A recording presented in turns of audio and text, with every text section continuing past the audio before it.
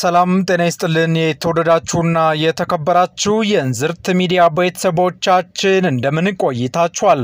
እንዝርት ሚዲያ በዛሬ ዝግጅቱ በኢትዮጵያ የመድኃኒት መሸጫ ሱቆች ወይንም ፋርማሲ ታሪክን የተመለከተ ወደ ኋላ መለስ ብሎ የሚያስቃኛችሁ ይሆናል። በሀገራችን ኢትዮጵያ የፋርማሲ አመሰራረት ምን ይመስል ነበር? ባጭሩ ዛሬ ወደ እናንተ የምናደርሰው ልዩ ዝግጅታችን ይሆናል። እስከ ዝግጅታችን ፍጻሜ ድረስ አብራችሁ እንድትዘልቁ ያክብሮት ግብዣችን ነው። ለእንዝርት ሚዲያ ቤተሰብ አዲስ ከሆናችሁ ቻናሉን ሰብስክራይብ ማድረግ እንደዚሁም ቪዲዮቹን ላይክ፣ ኮሜንት እና ሼር ማድረግ አትርሱ እያልን ወደ መረጃው የምናልፍ ይሆናል። በድጋሚ ቆይታችሁ ከኛ ጋር ይሁን። በኢትዮጵያ የመድኃኒት መሸጫ ሱቆች ወይንም ፋርማሲ ታሪክ በአዲስ አበባ ከተማ የመጀመሪያው የመድኃኒት መሸጫ ሱቅ ወይንም ፋርማሲ ህዳር 22 ቀን 1904 ዓመተ ምህረት ተከፈተ።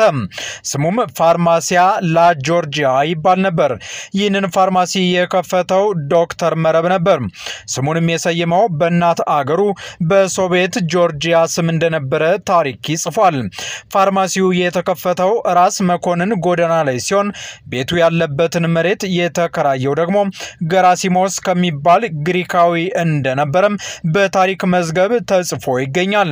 በአፄ ምኒልክ ዘመነ መንግስት ፋርማሲ በተከፈተበት ጊዜ አካባቢ ማለት ነው የተለየ የጤና ጥበቃ ሚኒስቴር ባይኖርም ሚኒስትሮችን ለማቋቋም በወጣው የአገር አገዛዝ ሚኒስቴር ደንብ ውስጥ በአራተኛው አንቀጽ ከጤና ሚኒስቴር ጋር ተስማምተው የሰው ጤና ይጠብቃሉ ይላል።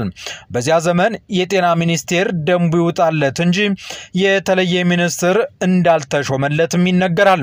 ቦታውን ግን ነጋድራስ ኃይለ ጊዮርጊስ ወልደ ሚካኤል በተደራቢነት ይዘው ይመሩት እንደነበርም በታሪክ ድርሳናት ተመዝግቦ ይገኛል። አጤ ምኒልክ ስለ ሕክምናና ጤና ጥበቃ የተሻለ አስተያየት ነበራቸው። የኢትዮጵያ ሕዝብ ጉድጓድ ቆፍሮ ሽንት ቤት ማዘጋጀት ባለመደበት ዘመን አጤ ምኒልክ ማንኛውም ሰው የሽንት ቤት ጉድጓድ እየቆፈረ እንዲጸዳዳ በ1898 ዓመተ ምህረት ጥቅምት 28 ቀን በአዋጅ አስጠንቅቀዋል። የአዋጁ የመጨረሻ አረፍተ ነገርም ይህንን ይላል: ሳትቆፍር እዳሪ ተጠቅመህ ክፉ በሽታ የተገኘብህ መቀጫህን ለደሞዝተኛ ያደርገዋለሁ የሚል ነበር። አፄ ምኒልክ ስለ ሕክምና ምንም በማያውቁ መኳንንቶቻቸው ዘንድም እሳቸው እንደ አዋቂ ሐኪም ይታሰቡ እንደነበር የታሪክ ድርሳናት ያስረዳሉ። ራሳቸውም ቢሆኑ በሐኪሞች ላይ ታላቅ እምነትና አድናቆት የነበራቸው ሰው ነበሩ። ለማንኛውም ህመም ወይንም አደጋ ሐኪም ጥሩ የሚሉ ነበሩ ይባልላቸዋል። ዳግማዊ አጤ ምኒልክ። ታሪኩን ያገኘነው ከጳውሎስ ኞኞ መጽሐፍ ላይ ነው።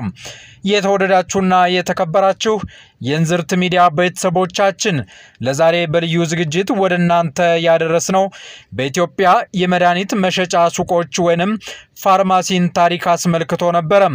ዝግጅቱን እየተከታተላችሁ እስከ መጨረሻ ድረስ አብራችሁን ስለዘለቃችሁ የከበረ ምስጋናችን በያላችሁበት ይድረስ ብለናል። በሌሎች ተመሳሳይ ቆየት ያሉ ታሪኮች ወደ እናንተ መድረሳችንን እንቀጥላለን። እስከዛው ሰላም ሁሉ በያላችሁበት እንዲሆን ተመኘን። ሰላም።